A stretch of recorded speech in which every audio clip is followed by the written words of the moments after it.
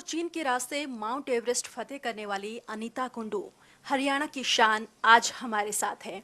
अनीता, सबसे पहले आपको बहुत शुभकामनाएं। आप माउंट एवरेस्ट चढ़कर आई हैं। वहाँ पर जब आप गई, पूरी धरती आपके नीचे थी। आप माउंट एवरेस्ट, विश्व की सबसे ऊंची चोटी पर आप पहुँच गई थी। कैसा महसूस कर रही थी?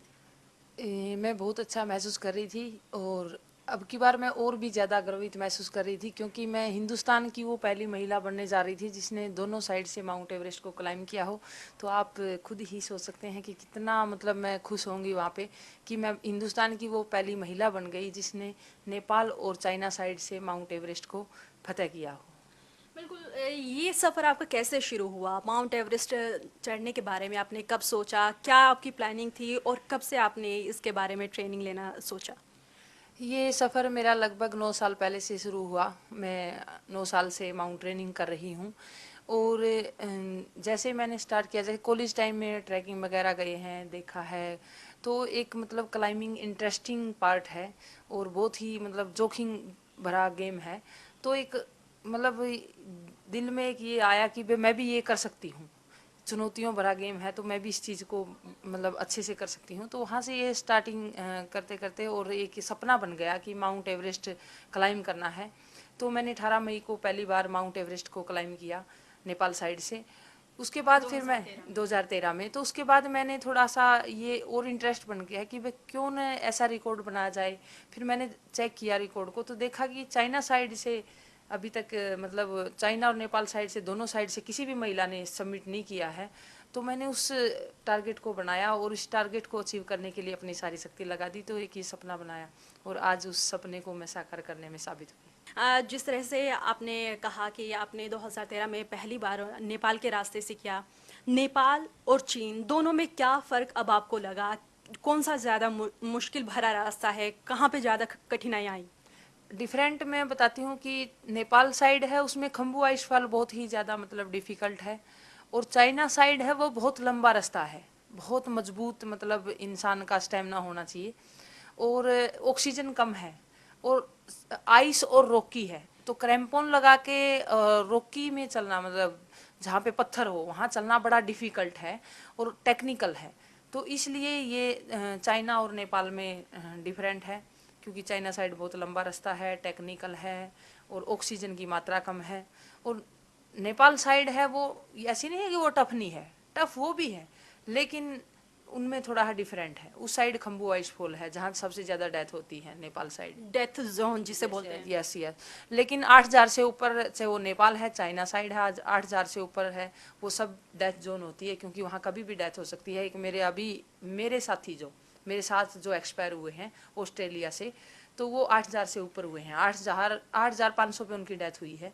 तो 8,000 से ऊपर जा करके ऑक्सीजन की मात्रा बिल्कुल, वैसे तो एवरेस्ट पे है ही कम लेकिन वहाँ जाके बिल्कुल जीरो हो जाती है। तो वहाँ पता नहीं होता कि कब जो हम लगा रहे हैं वो एक आर्टिफिशियल है, बस एक वो माइंड को स्ट्रॉन्ग है। मेरा जहाँ तक अनुभव मैंने यूज़ किया है, एक वो माइंड को स्ट्रॉन्ग करती है भाई हाँ मैं हम ऑक्सीजन लगा रहे हैं, दिमाग में ये हो जाता है।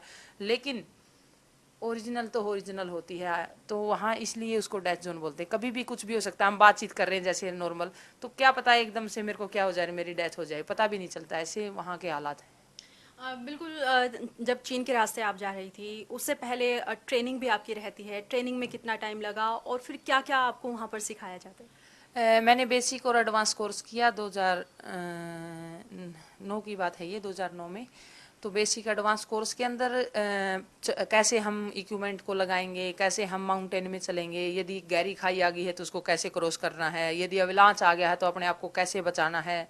तो ये चीज़ें हमारी हर कोर्स के अंदर सिखाई जाती है। तो ये मतलब बेसिक और एडवांस के अंदर ये चीज़ें मतलब हमारे अंदर बिल्कुल क्लियर कर दी जाती है कि एक माउंट ट्रेनिंग के अंदर यानी एक पर्वतारोहण में कैसे आरोहण किया जाता है। तो ये चीज़ें सारी उसके अंदर सिखाई जाती है, कैसे ऑक्सीजन का उपयोग करना है, कितनी मात्रा में करना है, कैसे आपने हाई एल्टीट्यूड में खाना है, कौन अगर बीमारियाँ होगी तो उनसे कैसे निजात पाना है। तो ये सारी चीज़ें हमें सिखाई जाती है उन कोर्सों के। काफ़ी इंटरेस्टिंग ये फैक्ट है क्योंकि हर कोई ये सोचता है कि विश्व की सबसे ऊंची चोटी पर आप जाएंगे तो वहाँ पर कैसे आप रहेंगे, कैसे ये दिन गुजारे, अपने दैनिक जीवन कैसा था, खाना पीना कैसे सब हुआ? दैनिक जीवन सबसे पहले क्या होता था, सुबह हम उठते थे तो अपनी पूरी बॉडी को देखते थे, एक एक अंग को देखते थे कि कोई अंग सुस्त तो नहीं पड़ गया है, क्या मेरी उंगली ठीक है, क्या मेरी पाँव की उंगली ठीक, क्या मेरे को सांस अच्छे से आ रहा है, क्या मेरी मतलब हर बॉडी का पार्ट ठीक है। रात को जब भी जाग आ जाती है तब भी जब भी हम यही देखते थे कि क्या मेरा कोई अंग ऐसा तो नहीं है कि कोई अंग, क्योंकि ऐसा होता है जैसे हम सो रहे हैं तो हमारे अंग काम करना बंद कर देते हैं, तो हर पार्ट को हम जब भी जागा रात को मतलब क्या पता कितने बार जाग आती थी कि भाई मेरी बॉडी ठीक है नहीं है। दैनिक जीवन में नाश्ता, अब ये सोचिए हम हरियाणा से बिलोंग करते हैं जहाँ दूध दही का खाना है, और वहाँ मतलब ब्रेड अंडे, तो ये चीज़ें हमारे लिए बड़ी प्रॉब्लम दायक होती हैं, आप सोच सकते तो हैं। क्या सारा सामान पहले से पैक करके लेकर गए? हाँ बिल्कुल, सारा सामान हम पहले से जा करके अपना बेस कैंप हमारा स्टॉक होता है वहाँ रखते हैं। तो बड़ी दैनिक जीवन में बड़ी प्रॉब्लम आती है, इतनी ठंड में कैसे आप ब्रश करेंगे और कैसे आप अपने आप को क्लीन बनाए रखेंगे, ना वहाँ हम नहा सकते हैं, किस तरीके से हम उन मतलब हर चीज़ को मैनेज कर पाएंगे। और खाने की तो आप उस मतलब मैगी सूप, ये हमारे मतलब हरियाणा के अंदर ही अगर ये चीज़ें डेली आप यूज़ में ये चीज़ दी जाए तो आप सोच सकते हैं कि कैसे आप 2 महीने, और फिर एनर्जी चाहिए, एनर्जी वाली डाइट वानी है, एनर्जी के लिए तो दूध चाहिए, घी चाहिए, तो वो चीज़ वहाँ भी पॉसिबल नहीं है। तो बहुत सारी दिक्कत, बहुत सारी प्रॉब्लम मेरे सामने आई, क्योंकि मैं वेजिटेरियन हूँ, नॉन वेज मैं कभी खाती नहीं, तो मेरे लिए बहुत सारी कठिनाइयाँ, बहुत सारी प्रॉब्लम वहाँ आती हैं खाने पीने के लिए। और लड़की के लिए तो आप खुद को पता है, एक लड़की के लिए क्या क्या प्रॉब्लम आती हैं, एक लड़की को कैसे मैनेज करना होता है, तो बहुत सारी प्रॉब्लम हमें वहाँ फेस करनी होती है। बिल्कुल। जब हमें ये खबर मिली कि माउंट एवरेस्ट पर जो ग्रुप गया हुआ था उसमें से कई ऐसे जो ऊंचाई से गिर गए, यूपी का जो रवि कुमार थे उनकी डेथ भी हो गई थी। जो आपके क्रू मेंबर्स थे, जो आपके ट्रुप में शामिल थे, कितने आप लोग चढ़े और कितनों को सफलता मिली? इसके साथ ही क्या कभी ऐसा लगा, कभी डगमगाए कि नहीं अब नीचे जाना है? मैं आपको बता देती हूँ कि मेरे टोटल 10 साथी थे, जिसमें से हमारा 2 का क्लाइम हुआ है, बाकी कुछ बीमार हो गए, वो पहले से नीचे आ गए थे, और एक मेरा साथी की डेथ हो गई थी। हम रात को जैसे ही समिट के लिए 20 मई को निकले तो 8,300 पे से, वो ऑस्ट्रेलिया से थे, बहुत ही पुराने क्लाइमर हो और बहुत ही मतलब इंटेलिजेंट पर्सन, लेकिन वहाँ किसी का मतलब प्रकृति के सामने ये चीज़ें नहीं चलती। तो जैसे हम शाम को खाना पीना खा करके और अपने तैयार हो गए समिट के लिए निकले, तो 4-5 घंटे के बाद अचानक ही उनकी पता नहीं क्या हुआ, अचानक ही उनका सांस रुक गया और उनकी डेथ हो गई। माउंटेन की डेथ के रीज़न मैं बता देती हूँ, एक तो ऑक्सीजन नहीं है उसकी वजह से होती है, दूसरा माउंटेन सिकनेस होता है। माउंटेन सिकनेस का मतलब होता है कि आपका दिमाग है वो काम करना बंद कर देता है, तो दिमाग ने काम कर दिया तो पूरी बॉडी ने बंद कर दिया, तो फिर आदमी रास्ता भटक जाता है, और रास्ता भटक गया तो वहाँ बहुत गहरी गहरी खाई, यहाँ पता नहीं किस खाई में जा गिरेगा। और रवि के साथ जहाँ तक मेरा मानना है तो यही रीज़न हुआ है, वो ऐसे सबमिट करके आए होंगे, उनको मेरे को जहाँ तक मेरा मानना है कि उनको मतलब माउंटेन सिकनेस की प्रॉब्लम होगी, या फिर बंदा क्या करता है कि बहुत ज़्यादा उत्साहित हो जाता है सबमिट करके, तो वो नीचे आता है कि मैंने देश के लिए ये काम कर लिया, तो वो मतलब अपने आप को कंट्रोल नहीं कर पाता, तो वो खुशी खुशी में आता है, तो थोड़ा जंप, यदि कहीं भी थोड़ा एक्स्ट्रा जंप कर दिया गया तो माउंटेन के अंदर, माउंटेन में कभी सॉरी शब्द नहीं चलता है, एक ही ऐसा गेम है, बाकी हर जगह सॉरी चल जाएगा, लेकिन माउंटेन कभी सॉरी नहीं, कभी माफ़ नहीं करता माउंटेन, तो वहाँ ये प्रॉब्लम आती है। और मैं बड़ी दुखद हूँ, मेरे को पता चला कि क्योंकि जो रवि थे वो परली साइड से थे, और मैं उनके यही कहूँगी कि उनकी आत्मा को शांति दे, उनके परिवार को वो भरपाई तो हम नहीं कर पाएंगे, तो बड़ी मुश्किल है मतलब माउंटेन, और वहाँ डेथ एक नॉर्मल बात है माउंटेनर के लिए। लेकिन जैसे मेरा साथी एक्सपायर हुआ और उसके बाद हम जैसे उसको वहाँ छोड़ के आगे निकले, एक साइड तो मतलब मेरे को पता है सबमिट करना है, एक साइड दिमाग एक 1.5 घंटे तक काम नहीं किया, लेकिन फिर अपने आप को जगाया, अपने आप को मेंटेन किया और आगे बढ़े। तो आप सोच सकते हैं कि एक साथी को वहाँ छोड़ के जाना, उनकी डेथ होगी रास्ते में, फिर आगे बढ़ना, फिर आगे जाके अपने देश का तिरंगा लहराना, तो कितना ये बताने में मतलब आसान लग रहा होगा, लेकिन मैं महसूस करती हूँ कि हमारे लिए कितने मुश्किल भरे पल थे वो। बिल्कुल, आपकी आंखों में ये साफ दिख रहा है कि कितना मुश्किल भरा ये आपका सफ़र रहा। क्योंकि ये सवाल हम आपसे इसलिए पूछ रहे हैं, कुछ ऐसे दर्शक हैं, कुछ ऐसे युवा हैं जो ये चाहते हैं कि वो भी माउंट एवरेस्ट पर जाए। तो उन्हीं के लिए एक ये सवाल कि जब आप माउंट एवरेस्ट की चढ़ाई शुरू करती हैं, कहा जाता है कि 8,000 मीटर की ऊंचाई पर आप जाएंगी तो कुछ दिक्कतें ऐसी आती है सामने, तेज़ हवाएं चलती है, नीचे की तरफ धकेलने की कोशिश करते हैं, एवलोंच आता है, कुछ ऐसा हुआ आपके साथ? बिल्कुल बिल्कुल ऐसा होता है, बहुत ज़्यादा तेज़ हवाएं होती हैं, बहुत ही ज़्यादा। और नॉर्थ साइड तो सबसे ज़्यादा, जो चाइना साइड है वो डिफ़िकल्ट इसीलिए माना जाता है, वहाँ कंटिन्यू 24 घंटे मतलब बहुत तेज़ हवाएं चलती है। रात को टेंट ऐसे फड़फड़ाएंगे जैसे टेंट फटेगा। और जिस हाइट पे हम टेंट लगाते हैं, और अगर वो टेंट की जगह देख ले तो आदमी का मतलब कलेजा हिल जाएगा कि भाई इतनी डिफ़िकल्ट जगह पे ये टेंट लगा कर सबमिट के लिए जाते हैं। तो बहुत सारी प्रॉब्लम वहाँ आती हैं, ऑक्सीजन की, बहुत सारी तेज़ हवाएं, एविलांच। तो उन्हीं चीज़ों, वही ट्रेनिंग में सिखाया जाता है कि उनसे कैसे बचा जाएगा, कैसे उनसे हमें निजात पाया जाएगा, यही चीज़ ट्रेनिंग के अंदर। तो कैसे आपने उनसे? हाँ, और क्या मिस्टेक आपने की तो एक मिस्टेक आपकी अपनी ज़िंदगी का वो बन जाएगी। तो ये सारी चीज़ें उस ट्रेनिंग के दौरान सिखाई जाती हैं। लेकिन कई बार मिस्टेक ऊपर हाई एल्टीट्यूड में जब दिमाग नहीं काम नहीं करता तो वो हो जाती हैं। कई बार ऐसा हुआ कि पैर डगमगा गया हो, आप नीचे आए फिर ऊपर गए? यस यस, ऐसा अगर ऐसा होता है तो ये सोचो कि पूरे शरीर की एक बार एनर्जी बिल्कुल लॉस हो जाती है। यदि थोड़ा सा भी माउंट ट्रेनिंग में डिसबैलेंस हुआ तो आपकी इतनी एनर्जी लग जाती है कि आप सोच भी नहीं पाएंगे कि कितनी उस एनर्जी को गेन करने के लिए हमने बहुत सारा मतलब वो करना पड़ता है। तो बहुत सारी दिक्कत होती हैं। और अपने आप को, वहाँ कोई ताड़ी बजाने वाला नहीं होता। बाकी गेम है जो हमारे यहाँ के हैं, वहाँ मोटिवेशन देने वाला मिल जाएगा, चल बेटा आगे बढ़, ये मतलब ताड़ी बजाने वाले मिल जाएंगे। वहाँ तो अपने आप ही उठना होता है, अपने अंदर ही अपने आप थॉट लेके आने होते हैं, अच्छे विचार। साथ में सारा सामान भी होता बिल्कुल सारा सामान होता है, आपके पीछे बहुत हैवी बैग होता है, इतनी हैवी इक्विपमेंट होता है। है। वेट कितना रहता है उनका? वेट अगर सारा टोटली करेंगे तो 30 kg से ऊपर ऊपर होगा। बिल्कुल वो सारा सामान लेकर आप ऊपर तक चढ़ते हैं? बिल्कुल बिल्कुल सारा सामान ऊपर लेके, आप सोच सकते हैं सुई से लेकर के और हर चीज़ हमें वहाँ जरूरत होती है, जिसमें खाने पीने का सामान भी होता है, मेडिसिन भी होती हैं, और भी बहुत सारी चीज़ होते हैं, अपने कपड़े भी होते हैं। आप ये सोचिए, सर्दी में हम कहीं बाहर जाते हैं किसी रिश्तेदारी में तो कितने कपड़े लेके जाते हैं, आप अंदाज़ा लगा सकते हैं। तो हम -50 डिग्री में है तो आप ये सोचिए कितना सारा सामान हमें साथ में लेके जाना पड़ता होगा। खाने पीने का भी है, ओढ़ने पहनने का भी है, और भी बहुत सारी चीज़ें हैं, वो सारा सभी साथ में लेके चलनी पड़ती है। बिल्कुल, वाकई में -50 डिग्री में रहना कितना मुश्किल होगा ये आप अंदाज़ा लगा सकते हैं। कितने दिन आपने वहाँ पर गुजारे हैं, रातें कैसी रही?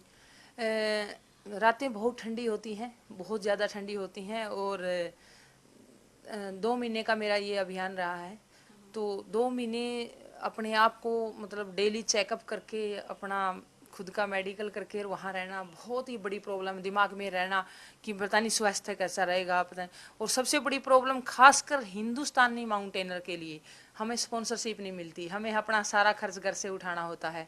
तो यदि मेरा ये एक्सपीडिशन सफल नहीं हुआ तो मेरा इतना कर्ज हो जाएगा, पता नहीं, मैं अगर मैं सक्सेसफुल हो गया तो शायद मेरा कुछ सहयोग मेरा कहीं से हो जाए, लेकिन अगर सक्सेसफुल नहीं हुआ तो मेरा सारा खर्च मैंने अपने आप ही, एक तो एक्सपीडिशन सक्सेसफुल नहीं हुआ और दूसरा फिर मैंने इतना कर्ज उठाना पड़ेगा। तो ये बहुत बड़ी टेंशन हमारे दिमाग में रहती है।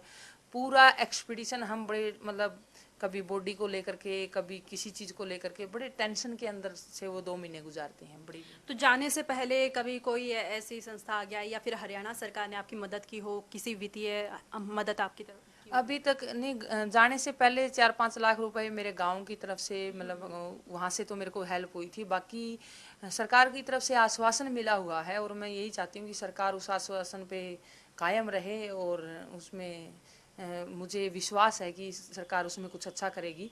तो अभी तक मतलब हेल्प तो नहीं हुई है, लेकिन आश्वासन पॉजिटिव मिला हुआ है। और मैं सरकार से आश्वासन नहीं चाहती, मैं सरकार पे विश्वास करती हूँ कि सरकार मेरी मेहनत को देख करके, जो सरकार ने मुहिम चलाई हुई है बेटी बचाओ बेटी पढ़ाओ, उसको मद्देनज़र रखते हुए, जो मेरी मेहनत है, जहाँ से मैं आई हूँ, जिस घर से निकल के मैं आई हूँ, जो मिसाल मैंने दी है, उसको मद्देनज़र रखते हुए सरकार, मुझे विश्वास है कि मेरा पूरा सहयोग करेगी। बिल्कुल, कोई ऐसा पल आप हमसे शेयर करना चाहे जो काफ़ी डरावना रहा हो? इससे बड़ा ड्रामा तो क्या होगा जी, जब एक साथी की डेथ हो जाती है और फिर उसके बाद आप ये सोचिए, हम 45 दिन रहे हैं इकट्ठे, तो 45 दिन एक फैमिली मेम्बर बन जाता है। तो आप सोच सकते हैं कि एक परिवार का सदस्य जब गुजर जाए तो उसके बाद आपने आगे बढ़ना हो तो इससे बड़ी क्या बात है। और सबसे ज़्यादा दिक्कत रही है वह 1 सप्ताह तक मेरी फैमिली के साथ मेरा कोई कांटेक्ट नहीं हुआ था। काफ़ी मीडिया में भी आया है एक, वो बहुत ही भयंकर सप्ताह था, क्योंकि ऊपर हम हाई एल्टीट्यूड पे 25,000 पे थे, ऑक्सीजन भी नहीं थी, और इतनी ठंड थी कि कोई अंदाज़ा नहीं लगा सकता, और परिवार से भी कोई संपर्क नहीं हो रहा था, और हम ऊपर इतनी हाई एल्टीट्यूड पे बैठे, मौसम भी इतना ख़राब था कि हम नीचे भी नहीं आ सकते थे, ऊपर भी नहीं जा सकते थे, और मतलब एनर्जी भी लॉस हो रही थी, और बहुत ज़्यादा टेंशन में थे, बहुत ही ज़्यादा। और उसमें सबसे ज़्यादा डेथ होने के चांस रहते हैं, क्योंकि क्या होता है कि फ्रोस्टबाइट हो जाती है। फ्रोस्टबाइट में क्या होता है कि आपका अंग बिल्कुल ख़त्म हो जाता है, अंग काम नहीं करता, और वो ठंड की वजह से होता है, ज़्यादा ठंड की वजह से। तो बहुत सारी दिक्कतें और बहुत सारी, और ज़्यादा स्नोफॉल वगैरह होगी तो ऑक्सीजन है नहीं, और भी घुटन सी हो जाती है, तो बहुत सारी प्रॉब्लम हमें फेस करनी पड़ी।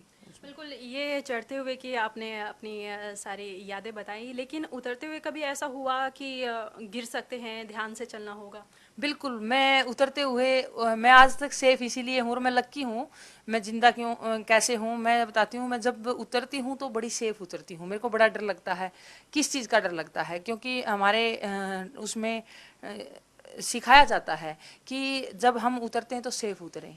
हमारी जो ट्रेनिंग दी जाती है उसमें है कि आरोही की सबसे ज़्यादा, पर्वतारोही की यदि डेथ होगी तो वो उतरते वक्त होगी।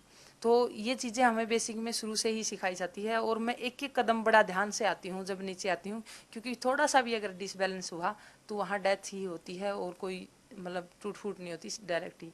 तो उन चीज़ों का मेरे को मतलब नीचे उतरते वक्त मैं एक एक स्टेप को बड़े ध्यान से आती हूँ, बड़ी मतलब कोई भी है जहाँ टेक्निकल दिखता है वहाँ और भी ज़्यादा सतर्क हो जाती हूँ। तो बहुत सारी उतरते वक्त और उतरते वक्त क्या होता है कि आपके जो घुटने हैं इनमें, क्योंकि आप नीचे उतरोगे तो नेचुरली चीज़ है, इनमें बहुत ज़्यादा दिक्कत और प्रॉब्लम होती है घुटनों के अंदर जब आप डाउन आते हैं तो। बिल्कुल, ठंड की वजह से वो तमाम दिक्कतें आपको झेलनी पड़ती होगी। ऐसा हुआ कि जो साथी थे उनको बचाने की आपने कोशिश की हो, उनकी मदद की हो, ऐसा कुछ हुआ? बिल्कुल, जो हमारे साथी थे हमने कोशिश तो यही की कि भाई उनको बचाया जाए, लेकिन माउंट ट्रेनिंग में ऐसी सिचुएशन हो जाती है तो वहाँ बचाने के बहुत बहुत कम चांस हो जाते हैं, क्योंकि हर साथी चाहता तो ही है कि भाई कोशिश तो करता ही है, लेकिन बहुत मुश्किल चांस होते हैं कि वहाँ पर उस चीज़ को, क्योंकि वहाँ ना तो कोई दवाई काम करती है और ना ही मतलब इतने हाई एल्टीट्यूड के ऊपर, क्योंकि ऑक्सीजन है नहीं तो वो काम नहीं करती है। तो बड़ी मुश्किलें, बड़ी दिक्कतें होती हैं वहाँ। हम चाह कर भी नहीं बचा सकते, हमारा दिल करता है लेकिन हम चाह कर भी नहीं बचा सकते। एक माउंटेन एक ऐसा गेम है। बिल्कुल, हर कोई वहाँ पर नहीं जा सकता। कुछ ही आप जैसे जो महान हैं, जिनको काफ़ी रुचि रहती है एडवेंचर में, वो ही जा सकते हैं। तो ये जानना चाहेंगे सबसे पहले, अब कैसे हालात है माउंट एवरेस्ट की? माउंट एवरेस्ट के सफाई के लिहाज से। सफाई के लिहाज से ऐसी बात नहीं है, बहुत अच्छे हालात हैं। ये हमारे मतलब एक, देखो डेड बॉडी है वो तो हम इतने आसानी से नहीं उठा लेते, लेकिन हर पर्वतारोही, मैं आपको बता देती हूँ, जो भी माउंटेनर है, जो माउंटेनर नहीं है उसकी मैं बात नहीं करी, जो भी माउंटेनर है वो हमेशा इस चीज़ का ध्यान रखता है। वो जो भी चीज़ खाएगा, रैपर वगैरह वो अपने पास रखेगा, मतलब अपने। तो ऐसा नहीं है जैसा हम दिखाते हैं, ऐसा कुछ नहीं है। उसके ऊपर बहुत अच्छे से हर माउंटेनर बड़ा ध्यान रखता है कि हम यहाँ ज़्यादा से ज़्यादा डस्ट ना फैलाएं। जो डस्ट है उसको हम अच्छे से जहाँ तक हम संभव हो उस चीज़ को हम नीचे ला करके और वो करते हैं। ऐसा कुछ नहीं है कि जितना हम देखते हैं कि ऐसा वो कर दिया, ऐसा वो कर दिया। माउंटेनर एक इस मामले में खासकर विशेष अलग से इंसान होता है, जो विशेष ध्यान रखता है कि मैंने रैपर या जो चीज़ मैंने वो करी है तो उसको मैंने कहाँ डालना है। बिल्कुल, तमाम इन बातों का भी खास ख्याल रखा जाता है। लेकिन इसके साथ ही ये एक सवाल काफ़ी अहम हो जाता है, क्योंकि आप एक लड़की भी हैं, एक बेटी हैं। कभी ऐसा हुआ, क्योंकि कुछ ऐसे लोग होते हैं जो बेटियों की टांग खींचने की कोशिश करते हैं कि तुम वहाँ पर जाकर क्या करोगी, कभी ऐसा हुआ? बिल्कुल, ये चीज़ें तो मैंने बहुत फेस की हैं, परिवार, समाज, सब जगह से, कि वे एक लड़की है क्या करेगी। मतलब अब हम किस समाज से हैं आप भी समझते हैं इस चीज़ को, कि ये है वो है, होता है ये तो, कि और फिर लड़की होने के नाते लड़की क्या करेगी, क्या हो जाएगा, मतलब बहुत सारे सवाल होते हैं। लेकिन फिर भी जिसने कुछ अलग से करना होता है वो तो करेगा ही, सवाल कितने हो। तो नेचुरली ही बात है, सवाल तो रहते ही हैं समाज के अंदर, और आते भी कि भाई इसका क्या वो है, क्या करेगी जा करके, क्यों जा रही है, क्या हो है। जिसकी जितना मतलब दायरा होता है सोच का, तो वो उतना सवाल कर लेता है। ये कोई प्रॉब्लम नहीं है, ये तो नॉर्मल बातें हैं। और आती भी हैं ये समाज के अंदर। कोई भी है किसी फील्ड में आगे बढ़ेगा तो ये प्रॉब्लम तो सभी को फेस करनी पड़ेगी। उस टाइम के जब हम बात करें 2009 में आपने कहा कि आपने एडवांस ट्रेनिंग लेनी शुरू की थी, तब और अब के वक्त में क्या फ़र्क आ गया, क्या बेटियों को लेकर सोच बदली? मैं मेरे गांव से ही बता देती हूँ। जब मैंने स्टार्टिंग की और मेरे गांव का माहौल बिल्कुल मतलब लड़कियों को लेकर के भी इतना अच्छा नहीं था पढ़ने के लिए, और मैं पहली लड़की थी जो कॉलेज में मैंने एडमिशन लिया था। तो मतलब देखें तो आज जो देखें, आज मेरे गांव के अंदर आप देखेंगे, आप वहाँ आएंगे, आज मेरे गांव में कम से कम, ज़्यादा तो नहीं कहूँगी, 50 लड़कियां ऐसी हैं जो प्रैक्टिस मारती हैं शॉर्ट निकर के अंदर। इतना बदलाव आया है, आप सोच सकते हैं कि कितना बदलाव आया होगा। आज आज ग्राउंड पे लड़कियां प्रैक्टिस कर रही हैं। और उसी गांव में से बाहर निकलने के लिए बड़ी मतलब प्रॉब्लम होती थी, वह लड़कियां नहीं, लड़कियां सिर्फ काम करने के लिए होती हैं। तो आप, मेरे को बड़ी खुशी होती है। मेरे मेरे गाँव में नहीं है, मेरे आसपास के इलाके में बहुत बदलाव आया मेरी अचीवमेंट के बाद। आज हर गांव के अंदर मैं जाती हूँ तो ये बोलते हैं कि अनीता ने ये किया तो उसके बाद ये हुआ, उस अनीता ने ये, तो मेरे को बड़ा अच्छा लगता है कि भाई मेरी एक मेहनत से यदि इतना बदलाव आया है, लड़कियों को आज़ादी मिली है खेलने की, स्कूल में जाने की, कॉलेज में जाने की, उनको अपने पंख लगे हैं, तो ये मेरे को बड़ी खुशी है इसी। बिल्कुल, हरियाणा पुलिस में भी आप हैं, तो वहाँ से किस तरह की मदद मिली, क्या सहयोग मिला? डिपार्टमेंटली मेरे को काफ़ी सहयोग मिला।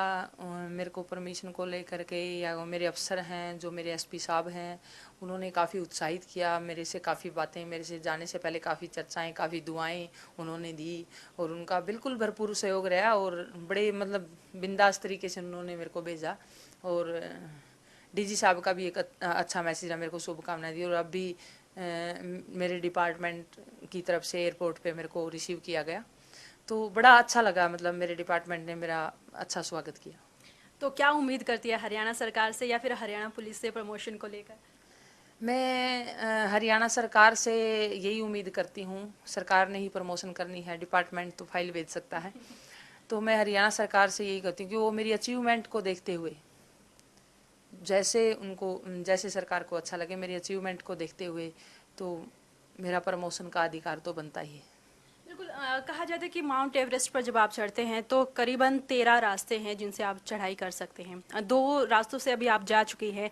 अगला क्या होगा? क्या किसी तीसरे रास्ते से आप जाना चाहेंगी जहाँ से कोई नहीं गया, या फिर किसी दूसरे माउंटेन हिल पर जाएंगी? अगला जो मेरा टारगेट है वो 7 समिट का है। 7 देशों की हमारी जो पीक है, जो सबसे बड़ी पीक है, उनका वो टारगेट है। और यदि स्पॉन्सर मेरे को मिलता है तो मैं एवरेस्ट के लिए जो टेक्निकल रास्ते हैं बिल्कुल ट्राई करूँगी, इसमें कोई शक नहीं है। लेकिन सबसे बड़ी प्रॉब्लम हमारे लिए स्पॉन्सरशिप की आती है। यदि कोई कंपनी स्पॉन्सर के लिए मेरे लिए आगे आएगी तो मैं माउंट ट्रेनिंग में बहुत बड़ा इतिहास बना सकती हूँ, क्योंकि मेरे पास फिजिकली और साहसिक की कोई कमी नहीं है, साहस की। लेकिन एक ही कमी है, वो है आर्थिक। सबसे बड़ी प्रॉब्लम यही आती है। मेरा गेम है वो बहुत महंगा है, लेकिन रिकॉर्ड मैं बना सकती हूँ, उसमें कोई दो राय नहीं है। लेकिन मेरे को सहयोग की बहुत बड़ी आवश्यकता है, आर्थिक सहयोग की। बिल्कुल, कुछ ऐसे युवा जो सोच रहे होंगे कि वो भी अगली बार माउंट एवरेस्ट फतेह करें, तो उनको क्या कहना चाहेंगे आप?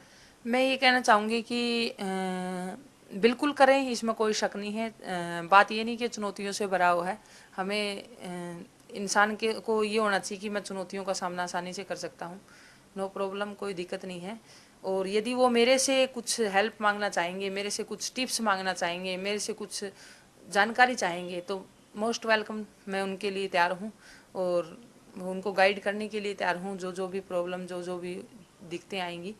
और मैं यही कहूँगी कि उनको कि एक अच्छे जज्बे के साथ जाएं, एक अच्छी उसके साथ जाएं। और मेरे को बड़ी खुशी होगी यदि कोई युवा ये करना चाहेगा, क्योंकि मैं तो चाहती हूँ कि मेरा गेम बहुत सारे बच्चे करें और आगे बढ़े, और सरकार भी इसके ऊपर कुछ गौर फरमाए, अच्छी पॉलिसी बनाए इसके ऊपर। बिल्कुल, पॉलिसी तो बननी ही चाहिए। इसके साथ एक आखिरी और अहम सवाल, खर्चा कितना आया आपका ये यहाँ पर जाने में, और कितना अनुमान लगाया गया था? टोटल 30 लाख रुपए खर्च आया है इस पे, इस एक्सपीडिशन पे। और एवरेस्ट पे इतना ही आता है। और चाइना साइड है वो नेपाल से थोड़ा सा जी। महंगा है।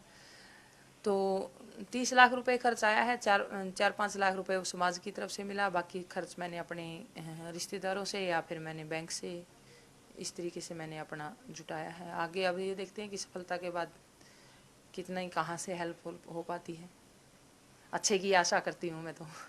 बिल्कुल अच्छे की उम्मीद करती है, लेकिन जो हर कोई जानना भी चाहता है, एक आखिरी सवाल, माउंट एवरेस्ट सबसे ऊंची हिल पर जब आप पहुंचे, नीचे पूरी धरती थी, वहां पर पहुंचकर आपने हिमालय को तो हरा दिया, सब कैसे नजर आ रहा था, नीचे क्या आपको दिखाई दिया? बिल्कुल नीचे इतना प्यारा दृश्य मतलब नजर आता था, माउंटेन हम देखते हैं फिल्मों के अंदर, वो इतना खूबसूरत। और मैं वहाँ बैठी बैठी सोच रही थी कि भाई जब मैं थोड़ी देर के लिए वहाँ रेस्ट किया मैंने बैठी में, तो मैं एक बच्चों को लेक्चर दे रही थी वहाँ स्कूल में, और बड़ा अच्छा फील कर रही थी मैं अपने आप को, मैंने मोटिवेट किया, और बड़ा मतलब खूबसूरत और बिल्कुल नीला आसमान, कोई प्रदूषण नहीं है, कोई और नहीं है, बिल्कुल क्लियर। सिर्फ एक ही चीज़ की कमी होती है वहाँ, यदि ऑक्सीजन हो तो बहुत ही खूबसूरत दृश्य होता है वो। बिल्कुल, वाकई में तो ये देश की पहली महिला बन गई है जिन्होंने नेपाल और चीन के रास्ते से माउंट एवरेस्ट को फतेह कर लिया है। चलिए इसी के साथ इस खास बातचीत में इतना ही। कैमरामैन मुकेश के साथ सोनिया, दिल्ली, न्यूज़ 1 इंडिया।